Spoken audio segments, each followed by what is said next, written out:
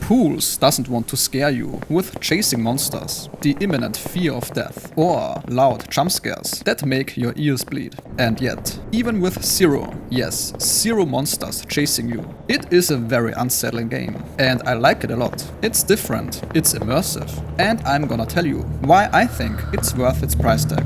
This game relies on its unnerving, familiar, and yet bizarrely out-of-place feeling environments, also called liminal spaces, to give you that sense of fear and helplessness, but also a very decent urge to explore this place. We've all been to a public swimming pool before, but tell me, have you seen this?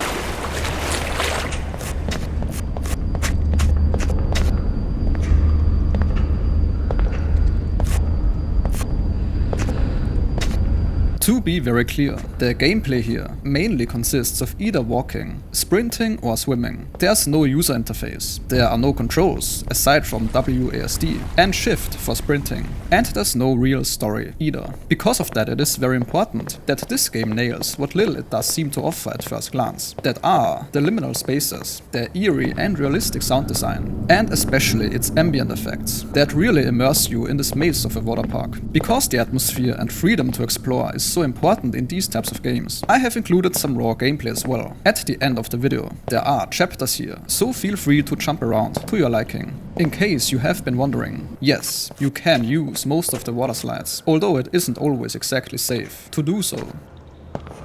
Now basically how this game starts is very straightforward. You wake up on the floor in a public swimming pool, no introduction, no tutorials, and not a single sound from your character as well. It's just you, all alone in this place, and you need to figure out how you want to approach this. There's no clear indication that you have to escape here either, obviously, as you keep exploring this place, and it starts off rather normal, but gets weirder and creepier the further you explore. You probably want to leave this place at some point, but hey, I'm not gonna spoil that for you.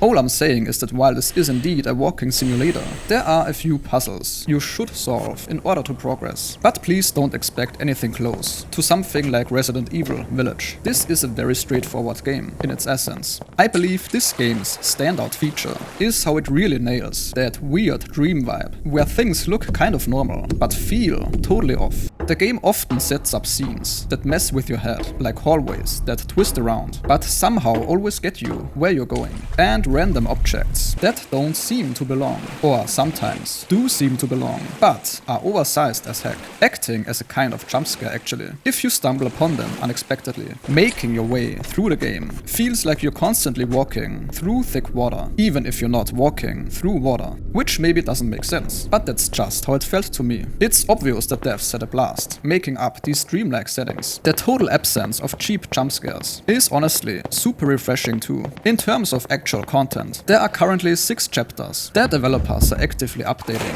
and patching the game, and I'd say all 6 chapters offer you around 4 to 5 hours of content. A bit more if you want to explore everything. You're definitely bound to miss some rooms in your first playthrough. It's currently on sale, so it's below 10 euros. Personally, I definitely got my money's worth. If this was helpful so far, a like is very much appreciated, and I will now leave you to the gameplay.